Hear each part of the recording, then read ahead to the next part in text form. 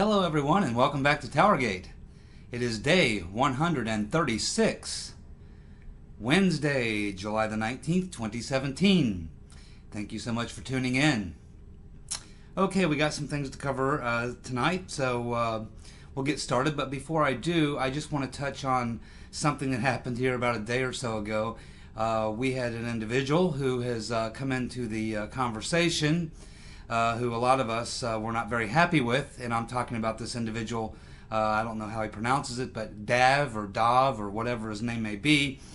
And he basically came in and tried to drop a big turd in our punch bowl. Now, I haven't figured out exactly what Dav is all about. I haven't had time to look into him, but I certainly could if I had the inclination to do so. I could probably find out exactly who Dav is, but you know, I'm not all that worried about it. But anyway, of course, he comes in and he tries to make this claim that, of course, Donald Trump is violating some FEC campaign finance law because he, you know, paid some money to this attorney who was, of course, representing Donald Jr., and it was 2 weeks before the meeting, and blah, blah, blah, blah, and this whole thing, and he left a link and all this. Now, basically, you know, I met a girl who's a girlfriend of one of my friends about 2 years ago, and she worked for one of these organizations for a few months, a paid online troll, basically. And she said, hey, it was an easy job, paid $12 an hour. You know, all you do is go online and they give you about 3 days of classroom training, then they put you on the internet, and your job is to go out there and troll. Now, she was telling me some of the things that they were trained to do, and one of the things they were trained to do is to go into you know, a chat room or go into some online conversation, start contributing to conversations, get on these threads and things like that. And one of the techniques they use is to come in and say, oh yeah, you know, I'm a big supporter of this person, and yeah, I voted for him and all this, but you know, since this and this and this, and then I found out this and this, and I found out this and this. And so this is one of the techniques they use. They try to build an association with you and lead you to believe that they were one of you at one point, but then they found out this horrific information, or they got more enlightened, and now they see the truth, they see the light, and so now they're going to enlighten you so that they can persuade you to change your opinion about this person. So this is one of the many techniques that she was taught to use. And sometimes she said they would go into a, you know, to build some camaraderie with people there, to build some relationships, come in and be nicey nice and all agreeable for a while, but after a couple weeks, then they totally flip-flop and say, oh, gee, I was all with this person, but now since this happened and this happened, I just can't, you know, my principles won't let me support this person any longer, blah, blah, blah, blah, blah, and this whole type of thing. So there's many different techniques that professional online trolls use. And it's just the way that Dav, you know, laid out his comment that reminded me very much of the way that paid trolls operate. Now, I'm not suggesting that I know 100% that he is a paid troll. He may not be. He may be exactly how he describes himself. I don't know, and I don't care. But the fact of the matter is, it certainly looked a little shady to me. But the problem, I guess, I have with it, and the problem that I noticed some of you had with it, is the fact that, you know, we're covering these things every day on TowerGate. We have been for a very long time, 136 days now. And we're talking about the most important fact that's actually happening here is that there is currently a coup d'etat going on. That's the big picture. That's the important thing. And we have all these crimes. We have the Clinton crimes, the Clinton Foundation crimes, the email crimes. We have the crimes associated with the DNC and Debbie Wasserman Schultz. We have the crimes associated with the involvement with the Ukrainian government in the election. We have all these other things going on. We have all these crimes. We have these crimes by the Obama administration, the unmasking, the surveillance. We have all these things going on, and if Dav would have been following my YouTube channel for a little longer, he might have seen some of my other videos, particularly the video I did about 6-8 weeks ago, where I informed you of something where I had multiple sources. It's not a secret that it's going on. Was that after Obama left the White House, he, of course, went on vacation, and he's never come back from vacation, but he put Valerie Jarrett in charge there in his mansion in D.C., and she is running a counter operation, and the operation is they're using former Obama administration lawyers and former Justice Department officials, and their plan for Trump is to, and what this group is doing, is their plan is to do nothing more than launch lawsuit after lawsuit after lawsuit after lawsuit against Trump to try to contribute to destroying his presidency. And they're trying to do, another group that's associated with them is in the Congress. They're trying to do the Article 25 impeachment, and this is their whole plan. This is the entire plan. It's just to continue to find any little thing and everything they can do to file these lawsuits. They know good and well they won't win any of them. That's not the point. The idea is to file the lawsuit, and then they can send the email over to CNN or MSNBC or the New York Times and have them run it in the headlines that Trump is now facing another lawsuit. So that the idea is that day after day after day after day, it's one lawsuit after another lawsuit after another lawsuit. This is all these people are doing, is getting together and filing all these lawsuits against Trump. Now, this particular story is going nowhere. First of all, it's a very, very flimsy case to make, and I don't think the case can be made that Trump's payment to this attorney or this attorney's office had anything to do with Donald Trump Jr. I mean, it was done completely above board. It wasn't like he shoved a couple grand in an envelope and passed it to somebody in a dark alley. This was all done completely above board. And as Maura correctly points out in her comment, this is all handled by Donald Trump's accountants and attorneys. Donald Trump's not sitting there writing checks. Donald Trump's not sitting there putting cash in envelopes. He doesn't handle his financial affairs. He has accountants and lawyers that do all that for him, and I'm sure they're very well aware of campaign finance laws. Now, another thing about campaign finance laws, there's a gazillion campaign finance regulations, literally zillions and zillions of them. And over the past many decades, these types of things have been used by politicians and political parties to go after opposing politicians and political parties. Hey, file an FEC lawsuit. It's the easiest thing in the world to do because there's gazillions of little regulations, and you could take many of those regulations and you could apply them to every single member of Congress because of the things that they are allowed to do with campaign contributions after a campaign is ended. I didn't see Dav talking very much about what Hillary Clinton has done with her campaign contributions, or Mitt Romney, or George Bush, or Bernie Sanders, or any of these other people. Hey, that's a good question. Dav, take a look what Bernie Sanders did with his campaign contributions. I think that might be a little enlightening for you. But the fact of the matter is, just the way that he handled himself in that particular exchange sent up a lot of red flags.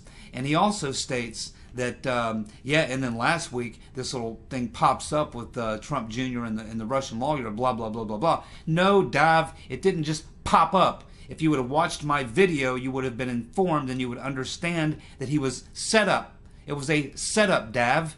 And you go back and watch my video. I'm not going to go through it. Or just think through it in your own mind, Dav. Take a look at what happened. Who set up the meeting? Why did they set up the meeting? What actually happened in the meeting as opposed to what was supposed to happen in the meeting? Why was all this done? And who would benefit from all of this activity? Answer those questions for yourself, Dav, and you will come to no other conclusion other than it was a setup. It's all part of the deep state coup, Dav, that's been going on since Trump was inaugurated. Actually, even before, when he was elected. They couldn't destroy him during the campaign. They couldn't beat him at the ballot box, so now they're going to try to beat him another way. And you say that you're a Trump supporter. You're on the Trump train. You've always been on the Trump train. But all of a sudden, this little thing that comes out about him maybe having a FEC violation, and all of a sudden, you're on the Trump train. This horrible crime has been committed. You fail. It doesn't bother you that James Comey admitted under oath that he leaked classified information to a friend at Columbia University for the very sole purpose of taking down the president. That doesn't bother you, Dav?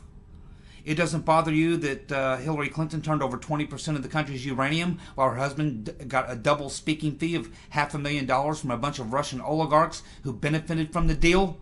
And much of that money then went into a slush fund ran by Mr. Gustra, who then funneled a couple $100 million into the Hillary Clinton Foundation. That doesn't bother you, Dav? How about that little conversation on the tarmac, Dav? Does that bother you? How about the collusion with the Democratic National Committee, the members of the liberal media in the Hillary Clinton campaign during the primary to cheat Bernie Sanders out of the nomination? Does that bother you, Dav? Do you have any problem with that, Dav?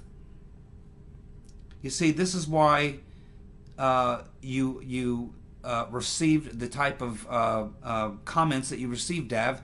And my comment, as well as a comment by Donnie and Maura, and there may be others since then. I haven't looked at the thread since then, but you pretty well got your ass handed to you. And you're welcome to come back and watch my videos and comment on things as you like, but just be prepared, because those of us who participate in this discussion, this little thing we do every evening on TowerGate, we all have similar views, obviously. We're all Trump supporters for the most part, I think. We probably don't all believe exactly the same thing. We're not a bunch of lemmings. We are all able to think for ourselves, but we all clearly understand that there's many, way more important things going on, big picture things going on, Dav, that are far more important than this crazy little link that you wanted to provide for us to try to get us to think that Trump's in some deep trouble now. Uh-oh! This is just more bullshit, Dav. Don't be a sucker. Get your head out of your ass and pay attention to what's important. And I can assure you this is not important. And then you drop Lee Stranahan. Dav, you need to look into Lee Stranahan. He's attempted to have a career in journalism and in media for many years. He's been fired from literally dozens and dozens of magazines, newspapers, publications. He doesn't last anywhere very long. He's a schizophrenic. He's a lunatic. I've watched a couple of his videos. He's a strange dude. And I think he actually worked for Breitbart for a little while, and they fired him. Everybody's fired him, and nobody is hiring Lee Stranahan. He can't find a job as a journalist anywhere. And, I would take anything that Stranahan says with a grain of salt. He is classic type of a person who claims to be a journalist and a reporter, or what have you, an investigative reporter, but he has a narrative. He goes out and tries to find things that will support his narrative. He tries to tie it all together while he ignores things that do not go along with his narrative, and he tries to push his little, things that he does. But he's a nobody going nowhere in the world of media and journalism. He's a has-been and a never was. Again, look at his career. He's been fired from every newspaper, magazine that he's ever written for. He's not a very credible person. He's not a very good journalist. He's none of the above. He's trying to attach himself to O'Keefe's group, and even O'Keefe doesn't want anything to do with him. He tried to get involved with O'Keefe, tried to volunteer, tried to sign up, tried to get a job with O'Keefe, and O'Keefe took a look at his resume and said, this guy's got a pretty bad resume, and everybody that's hired him has turned around and fired him very quickly. He doesn't last anywhere very long, and all you have to do is look at his track record, and you'll understand why. Mr. Stranahan is no one to pay attention to, Dav. What I suggest, Dav, is you start with TowerGate day one and watch all the videos and bring yourself up to date, and you'll understand why this nutty little story you tried to drop on us is a big fat nothing burger, and why it means very, very little. And if you really were a Trump supporter, you would be much more concerned with the deep state coup, with the massive surveillance, with all the other things that are going on, which are highly dangerous to the Republic and to the office of the president and to freedom in general. So, you might want to reevaluate your situation, Dav. You're welcome to come in and watch videos and comment, but I'll tell you right now, when you try to do what you did the other day, you can expect that me and other people who frequent my channel are going to light your ass up. They're going to climb up your ass and stretch out, and you'll deserve every bit of it. And I encourage it 100%. So that's just my advice to you, Dav. Wake up, get your head out of your ass, and focus on what's important. Now, having said that,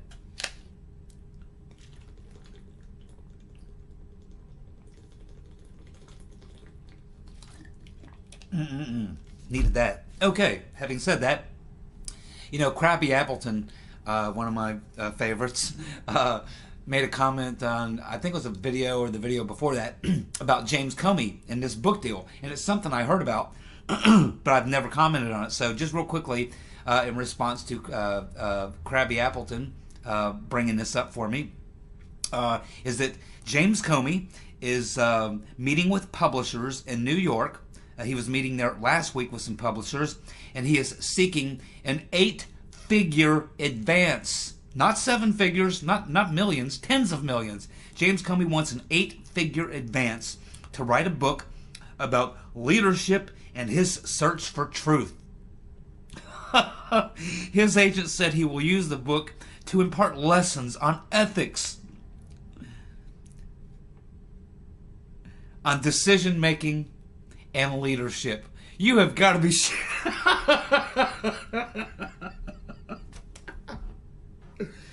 Now, Hillary Clinton's book was a huge flop, both of them. But this book could be an even bigger flop. First of all, the idea that James Comey is seeking 8 figures, someone will pay him 8 figures, I actually guarantee you that. But the fact that the book is about leadership and the search for truth, he stands there and lays out the case for Hillary Clinton, violating God knows how many laws, super secret, top secret access programs on her illegal server, using an illegal BlackBerry after she was told not to, transferring files all over the world. She's probably been hacked by everybody. Massive case for espionage, and espionage doesn't require that you have any intent. Yet James Comey stands there and lays out all the crimes that she committed, and then says, but he didn't think that she had the intent. She didn't intend to do it. In other words, she was an idiot. That's what James Comey did. So to suggest that he's going to teach us about leadership and the search for truth it's beyond laughable. I mean, and if he's going to use the book to impart lessons on ethics and decision making and leadership, you got to be kidding me. Oh man, this thing is getting weird. It's getting this is, I don't know, folks. I may need therapy before this is all over. But I expect he will get 8 figures, and when the book comes out, I'm sure you can find it in your fiction section.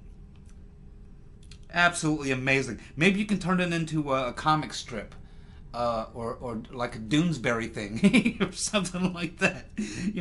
I mean, this is just absolutely incredible. Absolutely incredible. And let's not forget that James Comey sat there and admitted under oath that he gave classified information, conversation with the president is classified, to his friend at Columbia University for the sole purpose of getting a special prosecutor appointed to launch an investigation that would bring down the president.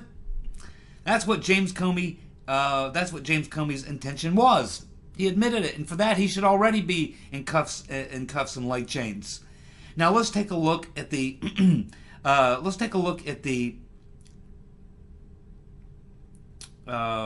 definition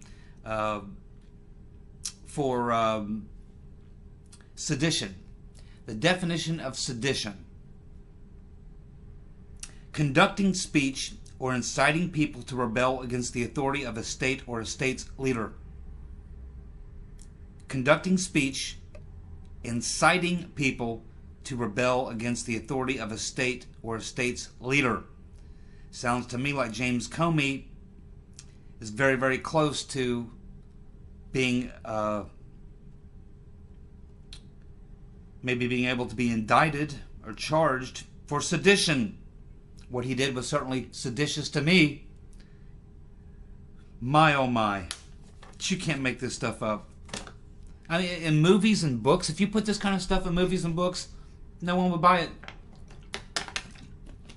People say there's no way that could possibly happen. There's no way an FBI director could actually do that and then turn around and write a book and ask for 8-figure advance. Now we know why he was in the offices of NBC doing some promo work.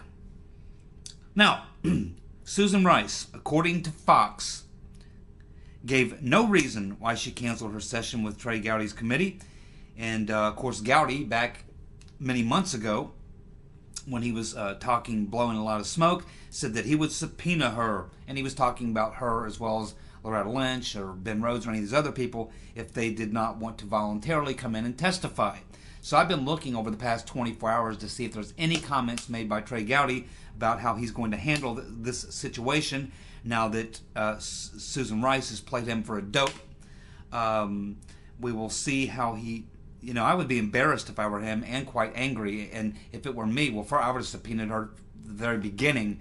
Actually, I just would have sent the information I have over to the Attorney General and said, here, go ahead and take a look at this. I think you may need to have a case for prosecution because obviously Susan Rice is guilty of breaking the law. But since you're going to go ahead and do it in the Congress, if you are going to do it, you at least send the subpoena. I mean, is Trey Gowdy, he can't be this naive. He knows who these people are. He knows who these people are. You're not going to call them, yeah, we want to come in and testify, and, oh, yeah, we'd love to come in and cooperate and testify and do the, Yeah, right. Like these criminals are going to walk in and admit to their crimes. We're not talking about, Mother Teresa or Mary Poppins here. Aunt B. We're talking about horribly corrupt people who are guilty of extreme crimes that could put them away for very many years and result in tens of thousands and hundreds of thousands of dollars in fines. These are serious crimes, Mr. Gowdy, Mr. Pitbull, and you're being played. These people are playing you for a fool. But I did search, and I can find not a single thing in the last 24 hours about Trey Gowdy's response to Susan Rice canceling and making him look like a fool. Okay, we have John McCain. He's obviously recovered from his surgery. He's still in the hospital. Maybe he's safe there. But he's calling on Republicans to work with Democrats to fix the health care bill. You gotta be shitting me. Oh my goodness gracious, man. Just another reason that Senator Magoo needs to be retired. He needs to be perp-walked. First of all, he should never even still be a senator. It was he who gave the dossier to James Comey with the very purpose of getting Donald Trump impeached or run out of office or prosecuted or whatever. His president of his own party, which would have done great damage to the presidency, to the country, and to his own party, but he doesn't give a shit. John McCain is all about John McCain, and we already know about what type of a character he is, don't we? Yes, indeed, we do. Chuck Grassley is now investigating Obama and Hillary.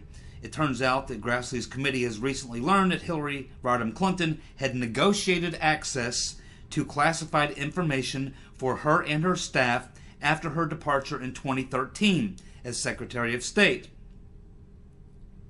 And she was given classified information throughout that time and all throughout the presidential campaign, even though she was no longer a Secretary of State.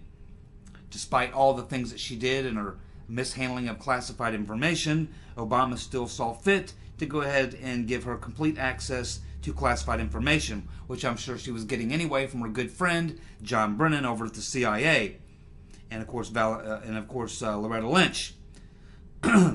Now, the reason that she gave apparently for needing to have access to all this classified information, you're not going to believe this one. Here you go. You ready? For her memoirs. Woo! Oh, man. This is absolutely amazing. I'm not doing comedy, you guys. I'm not making this up. None of this is coming from The Onion. This is all real news. Not fake news. This is real news. The Daily Caller and a recent article from yesterday that says that John McCain is likely to face questions in the lawsuit against Christopher Steele and BuzzFeed. And they brought out one very interesting point in this particular article.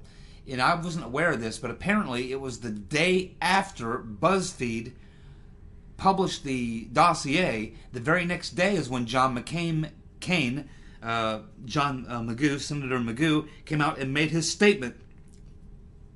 And in his statement, he very carefully worded it to say that, well, I had received a copy of the dossier, and I gave it to Comey to find out if it was legitimate or if it could be verified. Very interesting the way he phrases that he received a copy. Makes it sound like someone just popped by his office and said, Senator McCain, I got something I think you ought to look at. or somebody called him on the phone and said, yeah, we've stumbled across something we think you might want to take a look at. No, no, no, no, no, no, no, no. That's not what Sir Andrew Wood tells us. It's not what we understand. We know what happened. He sent his right-hand man immediately, the very next day after meeting with Sir Andrew Wood in Canada, in Halifax. He sent his right-hand man immediately over to the UK to meet with Christopher Steele, where he spent about 3 to 4 hours with Mr. Steele and came back the very next, in fact, that very night, got right back on a plane and came back to Washington, D.C. and immediately gave the dossier to John McCain. John McCain didn't just happen to come by this as somebody, kind of tipped him off to it or whatever. John McCain was actively pursuing this with great haste. He was pursuing this dossier, getting his hands on it. John McCain wanted this dossier. He sent his right-hand man immediately over to get it. Not just around the corner, not down the street, not over in somewhere in Virginia, not somewhere in New York. No, no, no. He hopped on a damn plane in somewhere probably in Arizona. Or maybe he left from Canada or New York. Went straight to the UK and was back. In less than 24 hours, this all happened. So obviously John McCain was hot on this. He wanted this dossier. He pursued it vigorously. It wasn't just something that he received. John McCain knows a lot more than he's letting on. And I do hope that Mr. Magoo has a full and speedy recovery, because as Daily Caller is reporting, he is likely to face questions in the lawsuits regarding... I don't see how they can avoid not, questioning him. He is the one who received the dossier, the full copy, in the UK. It came back to McCain, and as far as we know, no one else had the full copy of the dossier. We know that Christopher Steele and Fusion had shared bits and pieces with it. We know that David Corn got bits and pieces of it from Mother Jones, and that he shared bits and pieces with the New York Times and the Guardian. But John McCain's the only guy we know that got the full copy of the dossier. And BuzzFeed is going to be asked, they are going to be asked who it was that paid for the dossier, who put the dossier together, who wrote it, the sources for it. They're definitely going to try to find out who actually gave them the full copy of the dossier over there at BuzzFeed and who made the decision to publish. And finally, we can't let the day go without a little update on CNN. This just in. Well. According to Circa News, CNN pays airports all over the world to place CNN on their TV sets all throughout the airport. In fact, at over 2,000 gates just in the United States alone. So now we know why everywhere that you go, and I forget which one of you mentioned, I don't know if it was Mr. Chopa or one of you guys mentioned in the comments section on a few videos back, that it is true that whenever you go in a doctor's office or you go into an airport or a government building or you go here, you go there, no matter if it's the United States or Europe or anywhere, you see CNN. And you're always wondering, why in the world is it always CNN? Why not Fox, or why not, MSNBC or ABC, or why not, some international news organization, RT or something like that, Al Jazeera, there's many of them out there. Why is it CNN? Because I've noticed this myself. You go and you see CNN everywhere, and it's like the worst media organization in the world. I mean, they're horrible. They're absolutely horrible. They have ratings so low. In fact, I've got a suggestion for CNN. If you want to see your ratings go up by 400%, what you need to do is get rid of some of them high-paid people you got there, Rachel Maddow and Chris Hayes and the other Looney Tune. What's his name? Cuomo. Yeah. Get rid of these guys. You're paying them way too much money. Bring in Yogi Bear and Boo Boo and watch your ratings go up by 400%. Overnight. Literally overnight. And, as far as we know, Boo Boo's pretty honest. We can assume that the old the old man, the bear, is probably pretty honest. We can assume that. So they're probably a lot more honest than the people you have on CNN. But anyway, this answers the question as to why CNN is played on all these TVs in airports and bus stations and various places, government buildings and things like that. It's because they're paying people. CNN is paying airports all across the world. Over 2,000 gates in the United States alone, where when you go up to like the boarding gate, when you're sitting in a little waiting area waiting for them to let you on the plane, and they got the TV there, it's always on CNN. Now we know why. CNN has to pay people to watch, and they still don't watch. And they probably hate it. If I'm sitting anywhere near a TV and CNN is on in the airport or whatever, I'm walking to the other complete side of the terminal. I'm putting on the headphones, man. Shut my eyes. Whatever it takes to avoid CNN, boy, that's some bad mojo right there. You don't want that stuff getting caught up in your brain. But anyway, yes, this appears to be the business of the day.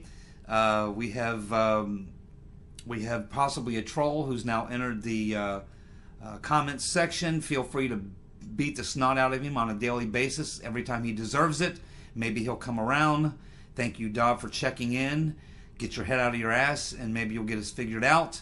Thank you, Krabby Appleton, for pointing out that James Comey is trying to pocket some 8-figure cash for teaching us all how to search for the truth and how to have some lessons on ethics and decision-making. Just the man we need to teach us all these things. Let's see, we know, let's see, Susan Rice, yeah, Trey Gowdy, the Pitbull, hasn't commented.